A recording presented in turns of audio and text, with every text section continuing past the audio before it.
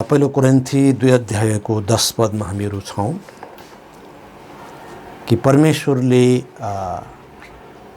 अचम्मका रहस्यहरू हामीलाई प्रकट गर्नुभएको छ।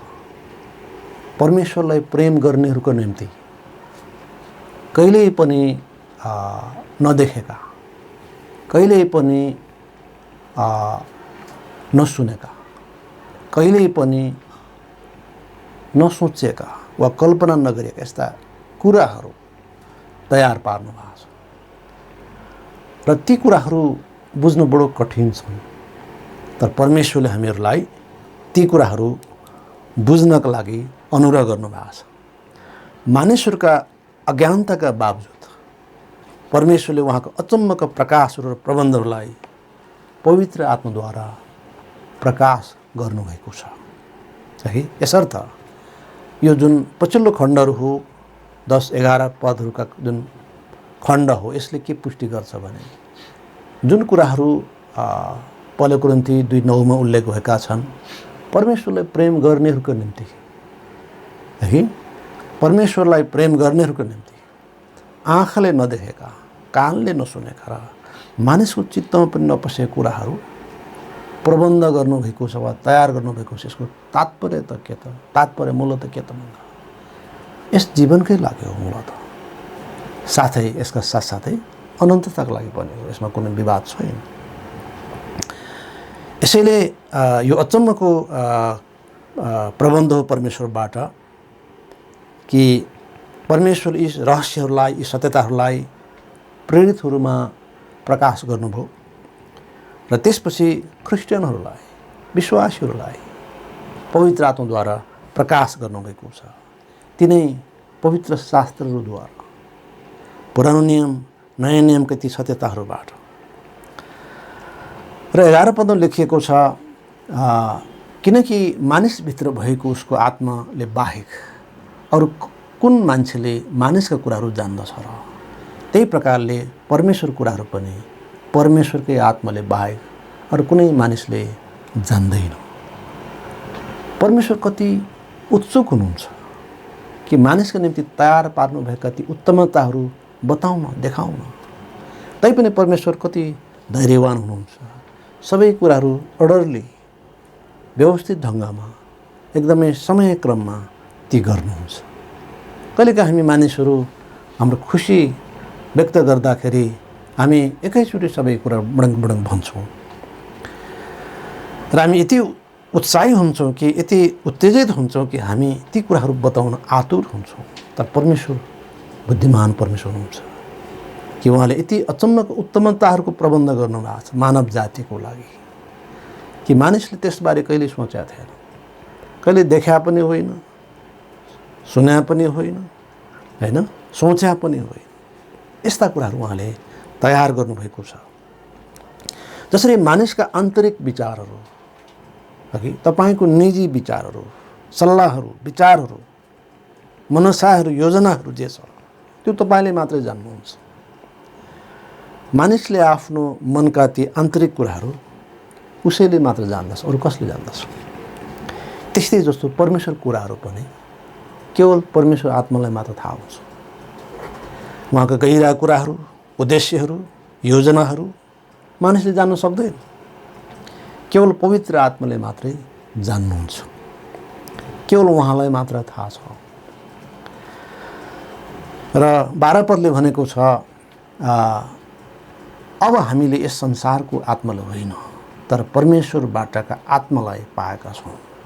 परमेश्वरबाट हामीलाई सित्तैमा दिइएका कुराहरू जान्न सकौँ भनेर यहाँ पनि यो सन्दर्भ जोडिएको छ। 9 पदको सन्दर्भ यहाँ पनि जोडिएको छ कि परमेश्वरले यस जीवनमै धेरै कुराहरू दिनुभएको छ। है परमेश्वरले यस जीवनमै धेरै कुराहरू दिनुभएको छ, उत्तमताहरू दिनुभएको छ। है र ती कुराहरू हामी जान्न सकौँ भनेर हामीलाई परमेश्वर आत्मा दिइएको छ। जसरी मानिसलाई उनका कुराहरू जान्दछ वा मानिसको आफ्नो निजी कुरा उसको आत्माले थाहा गर्छ, उनको विचार के छ, योजना के छ। त्यसै नै परमेश्वर कुराहरू परमेश्वर आत्मालाई थाहा छ। अनि उहाँ पवित्र आत्मा हामीलाई दिनुभएको छ। हामीमा उहाँ हुनुहुन्छ। यस कारणले आज हामी उहाँका गहिराइहरू बुझ्छौँ, उहाँको सत्यताहरू हामी बुझ्छौँ, किनकि हामीले परमेश्वरको आत्मा पाएका छौँ है। यसर्थ 12 पदको जुन सत्यता हो कि परमेश्वरबाट हामीलाई सित्तैमा दिएका कुराहरू जान्न सकौँ भनेर है। यस जीवनमै पनि हामीले अचम्मका उद्धार पाएका छौँ, अचम्मको स्वतन्त्रता, अचम्मका आनन्द, शान्ति, सबै अनुग्रहहरू र साथै यो अनन्ततासँग जोडिन्छ। हाम्रो वर्तमान जीवनका आशिषहरू अनन्ततासँग सम्बन्धित छन्, जोडिएका छन्। यसर्थ यस जीवनको लागि मात्र पनि होइन र अनन्तताका लागि मात्र पनि होइन। र जब हामी ख्रीष्टमा आयौँ र बचाइएका छौँ र त्यस यता दिइएका सबै अचम्मका कुराहरू न हामीले कहिले देखेका थियौँ, न सुनेका थियौँ, न हामीले कहिले सोचेका थियौँ। यी अचम्मका उत्तमताहरू, अचम्मका यी आशिषहरू हामीले आज बुझ्न पाएका छौँ, अनुभूति गर्न पाएका छौँ। यसर्थ संसारले दिन सक्ने बुद्धि र ज्ञान होइन यो है, अध्ययन र दर्शन होइन जसलाई ग्रीक संसारमा अत्यन्तै महत्त्व दिइन्थ्यो, तर परमेश्वरबाट आत्मा दिइएको छ। सत्यता सम्बन्धमा जुन दृष्टिकोण आज हामीसँग छ त्यो यस संसारले दिएको दृष्टिकोण होइन, तर पवित्र आत्माद्वारा दिइएको हो। आज हामी जसरी बुझ्छौँ यो हामीले संसारबाट सिकेको होइन, यो परमेश्वरबाट हामीले सिकेका हौँ, परमेश्वर आत्माद्वारा यो दिइएको हो। यसर्थ हामीहरू पवित्र आत्माको शिक्षा र प्रभाव अनुसार छौँ, हामीले मुक्ति पाएका छौँ र सबै उत्तमताहरू ख्रीष्टमा पाएका छौँ। किनकि हामीलाई पवित्र आत्मा दिइएको छ र जसद्वारा हामी सबै कुरा आज हामी बुझ्न सक्छौँ। यसरी हामीलाई पवित्र आत्मा दिइएको छ ताकि परमेश्वरले हामीहरूलाई सुसमाचारद्वारा जुन अनुग्रह दिइएको छ सो जान्न सकौँ। यी सबै सुसमाचारबाट आएको हो, क्रुसको प्रचारबाट आएको हो। क्रुसको प्रचार मानिसहरूलाई मूर्खता हो, तर विश्वास गर्नेको लागि परमेश्वरको सामर्थ्य हो। त यी सबै आशिषका धारा वा अनुग्रहका धारा ख्रीष्टमा हामीले जो पाएका छौँ, कल्वरी ख्रीष्टको बलिदानद्वारा प्राप्त भएको हो। यी सबै कुराहरू हामीलाई सित्तैमा दिइएका छन् प्रियहरू। यसर्थ परमेश्वरले हामीलाई सित्तैमा छुटकारा दिनुभयो, पापहरूको क्षमा दिनुभयो, धार्मिकता दिनुभयो, पवित्रता दिनुभयो, ईश्वरीय भला, सुरक्षा, अनन्त जीवन दिनुभएको छ। र यी सबै अचम्मका कुराहरू संसारले यी कुरा बुझ्दैन हगि। केवल परमेश्वरको आत्माले मात्रै परमेश्वरको यी कुराहरू, गहिरा कुराहरू जान्नुहुन्छ। हामीले कसरी जान्यौँ? उहाँ मार्फत जान्यौँ, पवित्र आत्मा मार्फत जान्यौँ। यसैले हामी कसैले घमण्ड गर्नु जरुरत छैन। हामीले घमण्ड गर्नु छ भने प्रभुमा घमण्ड गर्ने हो है। कसैले घमण्ड गर्छ भने प्रभुमा घमण्ड गरोस्। पहिलो कुरिन्थ 1:31 भनेको छ, लेखिअनुसार जसले गर्व गर्दछ वा घमण्ड गर्दछ उसले प्रभुमा गर्व गरोस्, घमण्ड गरोस्। हामी पावलमा घमण्ड नगरौँ, न चाहिँ हामी अपोलोसमा, न पत्रुसमा, न कुनै व्यक्तिमा, कुनै मिसनरी होला, कुनै व्यक्ति विशेष होला होइन, कुनै पास्टर होला, कुनै अगुवा होला, जे होला। हामी मानिसमा गर्व नगरौँ है, तर हामी प्रभुमा गर्व गरौँ। हाम्रा सबै उत्तमताहरू प्रभुबाट आएको हो। कुनै मण्डली, कुनै व्यक्ति विशेषबाट भन्दा पनि हामी प्रभुबाट यी सब आशिष पाउँछौँ। यसर्थ हामी कोही घमण्ड गर्छौँ त प्रभुमा घमण्ड गरौँ, गर्व गरौँ कि म प्रभुलाई जान्दछु, कि प्रभुले मलाई आशिष दिनुभयो, प्रभुले मलाई यो वा त्यो गर्नुभयो। हामी प्रभुमा घमण्ड गरौँ, कुनै व्यक्ति विशेषमा होइन। यसर्थ कोरिन्थका विश्वासीहरूको एउटा समस्या के थियो त? उनीहरू अझै पनि शारीरिकपनामा थियो। यद्यपि सबैजना त्यो होइन, तर राम्रै सङ्ख्यामा मानिसहरू शारीरिक थिए, बालक थिए भन्ने देखिन्छ। जुन कुरा 3:1 हामी देख्छौँ, अनि हे भाइहरू हो, आत्मिक मानिसहरूसँग बोले झैँ मैले तिमीहरूसँग बोल्न सकिनँ, तर शारीरिकहरूसँग अर्थात् ख्रीष्टमा दुधे बालकहरूसँग चाहिँ गरी बोले, बच्चासँग जस्तै मैले बोलेँ।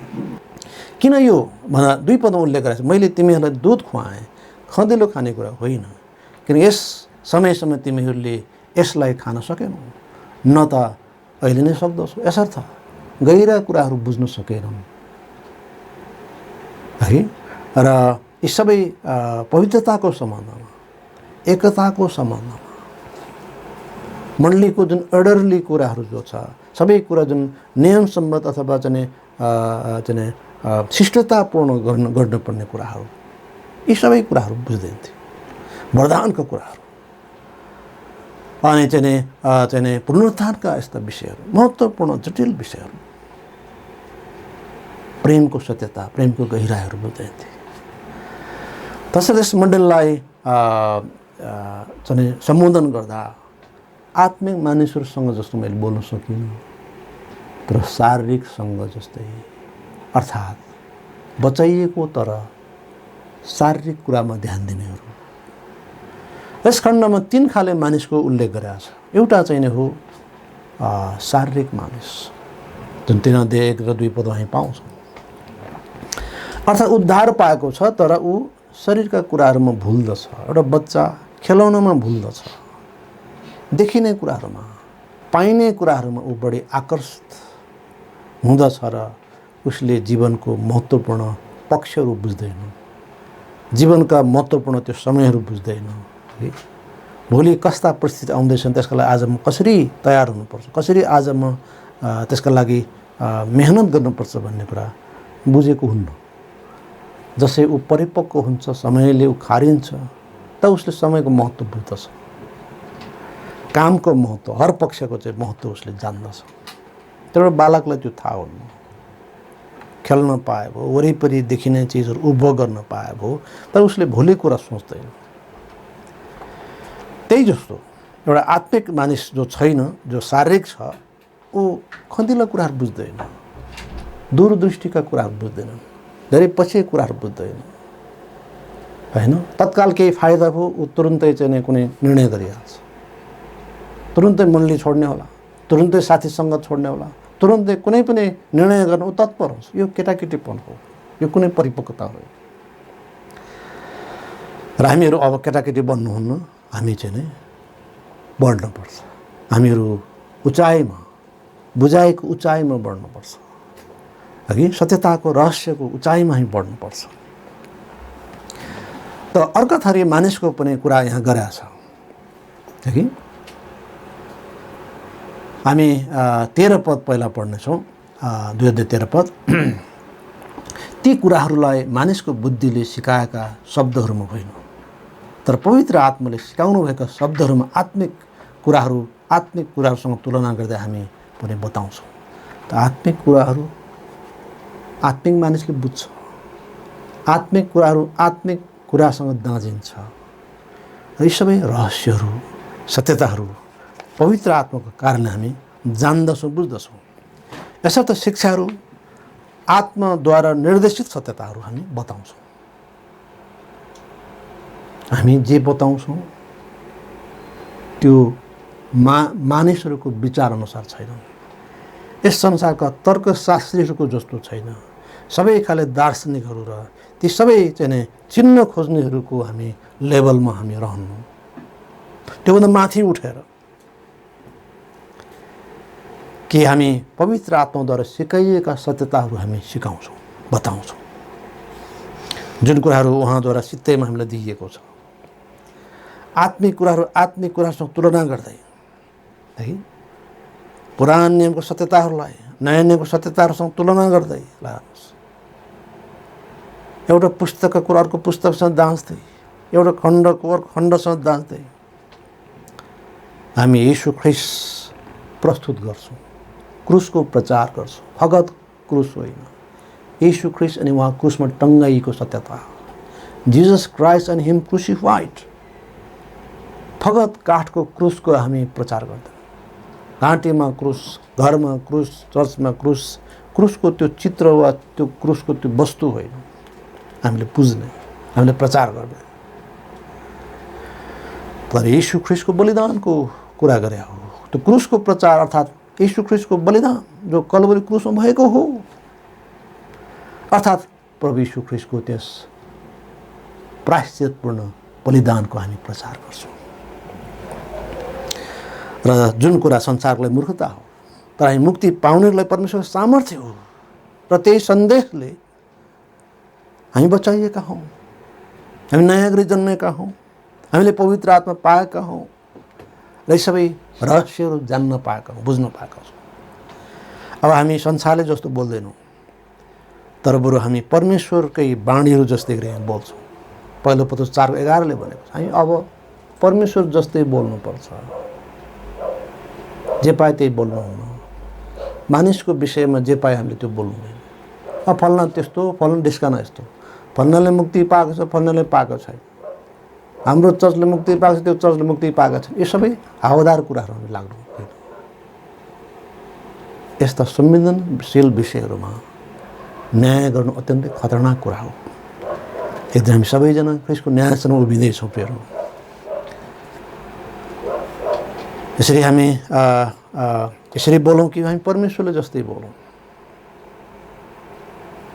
ख्रीष्ट येशूले धेरै कुराहरू मनमा राख्नुहुन्थ्यो, चेलाहरूको मनमा धेरै कुराहरू थिए।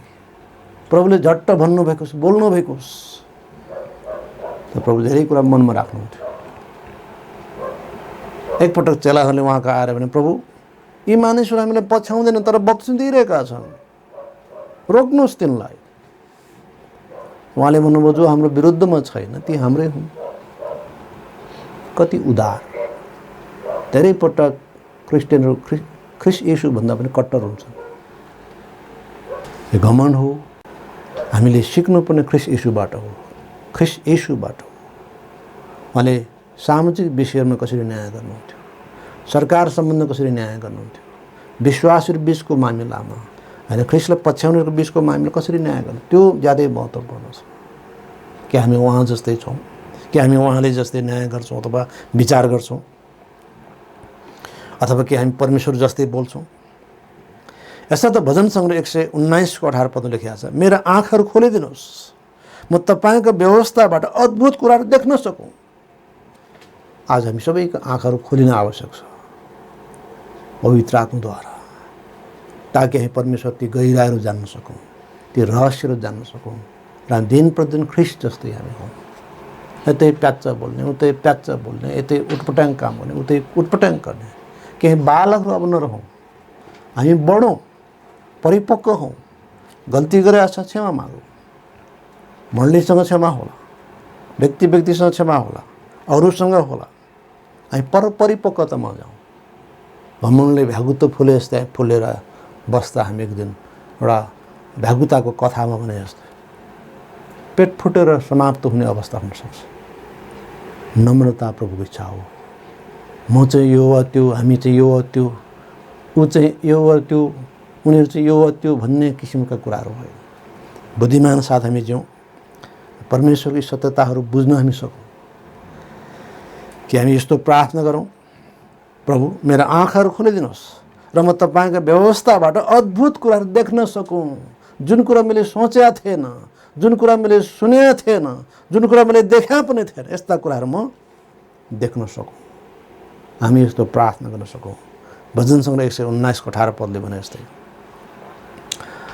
र 14औं पदले एउटा प्राकृतिक मानिसको बयान गरेको छ र यस खण्डमा 3 खाले मानिसको बयान गरेको छ। प्राकृतिक मानिस, आत्मिक मानिस अनि शारीरिक मानिस। प्राकृतिक मानिस अङ्ग्रेजीमा नेचुरल म्यान भनेको छ, हाम्रो अनुवादमा शारीरिक मानिस भनेको छ।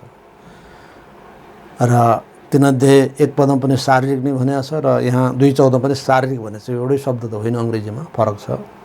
2:14 नेचुरल म्यान भनेको छ। यसलाई प्राकृतिक मानिस भन्न सक्छौँ।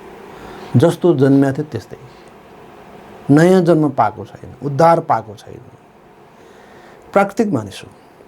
र यो चाहिँ आत्मिक मानिसको विपरीत अवस्था हो।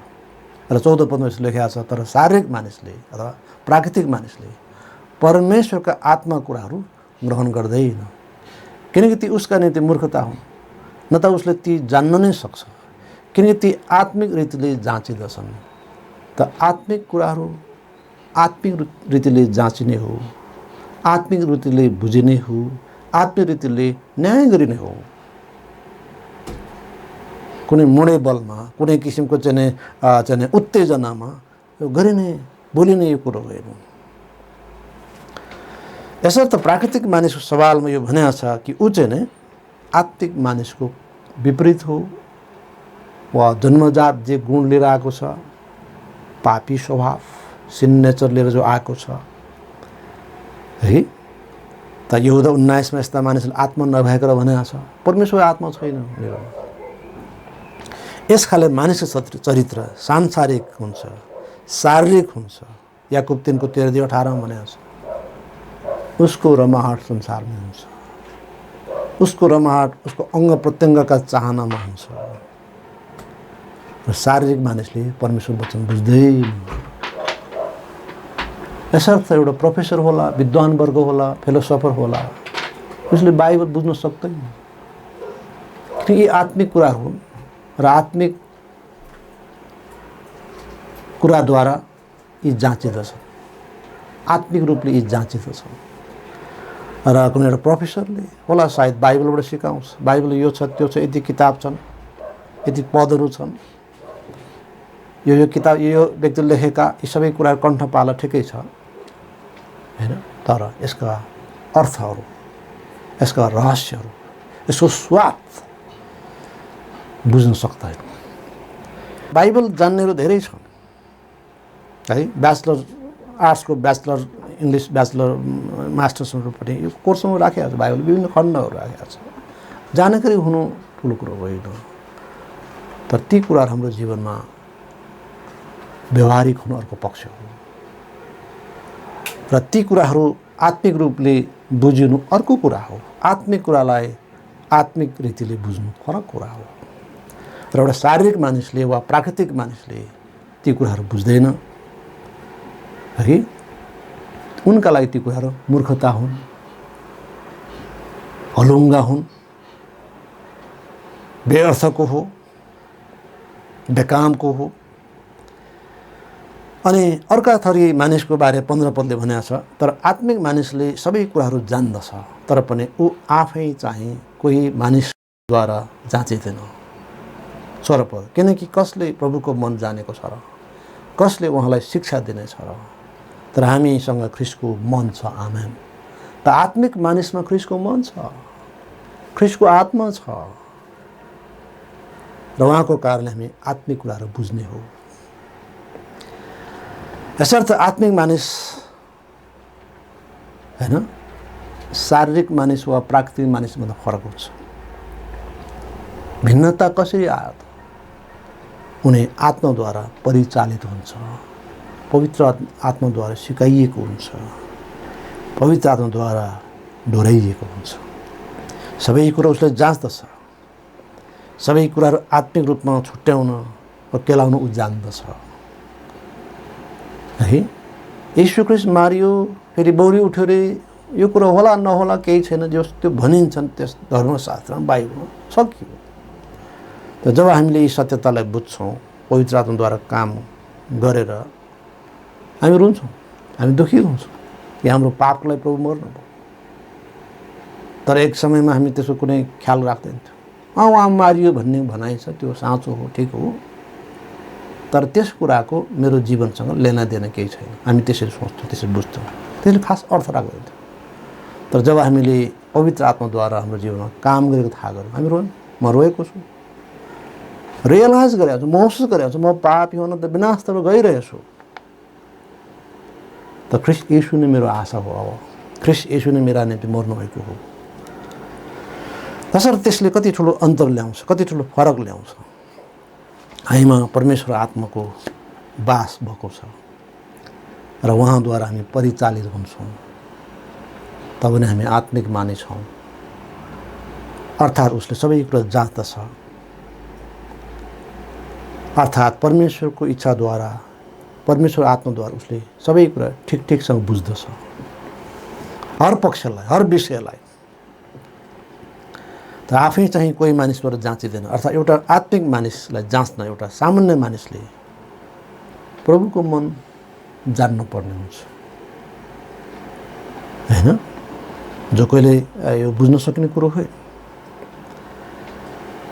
त तसर्थ स्वरूपले भनेको कसले प्रभुको मनलाई जानेको छ र आज हामी प्रभुको मन जान्दछौँ, उहाँको मनसा के हो हामी जान्दछौँ। यी सबै परिस्थिति भएर हामी आइरहेका छौँ, तर किन हामी स्थिर छौँ त? किन प्रभुको मन हामीलाई थाहा छ कि यस्तो हुने नै छन्, महामारीहरू हुने नै छन् र यसपछि अन्यकाल आउनुपर्छ। हाम्रो बुझाइमा त्यो छ है। अब यो हामी चैत्र महिनादेखि लकडाउनमा परेका छौँ। यो लकडाउन अहिले केही खुकुलो भए तापनि यो फेरि टाइट हुनसक्छ, भन्न सकिँदैन। र यो चाहिँ आउने चाहिँ मङ्सिर पुससम्म यो जान सक्छ। 6 महिना नेपालको स्थिति यो भयो भने नेपाल भारी अनेकाल आउनु त स्वाभाविक छ है। मूल्य कहाँ पुग्छ होइन? अब सागलाई जोखेर खाने गरिन्थ्यो भने अब थुप्रै कुराहरू चाहिँ जोखेर खाने चाहिँ अवस्था हुन्छ। महँगी कहाँ पुग्नेछ, वस्तु पाउन बडो गाह्रो हुनेछ र सानो चिजको लागि धेरै पैसा तिर्नुपर्ने स्थिति हुनसक्छ र जससँग थोरै पैसा छ उनीहरूलाई गाह्रो हुनेछ। अनिकाल त्यसरी अघि बढ्ने हो है। जब माग बढ्छ बजारमा आपूर्तिभन्दा जब माग वात्तै बढ्छ, महँगी त स्वाट्टै माथि जान्छ। थप जटिलतातर्फ हामी पक्कै पनि जाँदैछौँ। अहिले घर घरमा चाहिँ आफ्नो चाहिँ कौसीमा होला, बारीमा यताउता सागसब्जी रोप्या छर्या छ, त्यसले केही धान्या छ। यी सबै कुराहरू हुने नै छ। यो कुरा हामीलाई थाहा छ कि प्रभुको मन हामीलाई थाहा छ। उहाँको वचनद्वारा हामीलाई देखाइएको छ।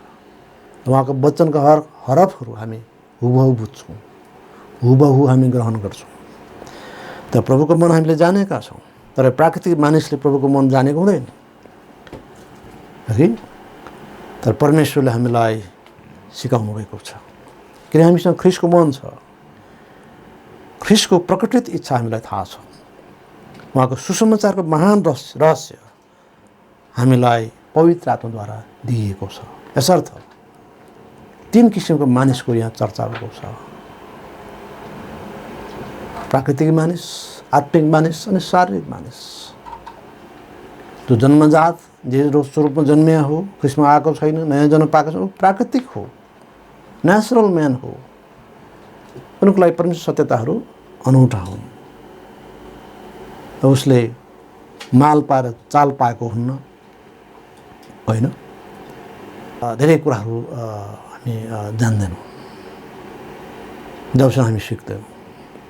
त परमेश्वर यी सबै रहस्यहरू होइन, अनन्ततासम्म प्रभाव पर्ने रहस्यहरू धेरै मानिसलाई एउटा हाँसोको कुरा, गिल्लाको कुरा, काम नलाग्ने कुरा भएको छ। तर हाम्रो निम्ति यो परमेश्वर सामर्थ्य हो, यो मुक्ति दिने यो सन्देश हो।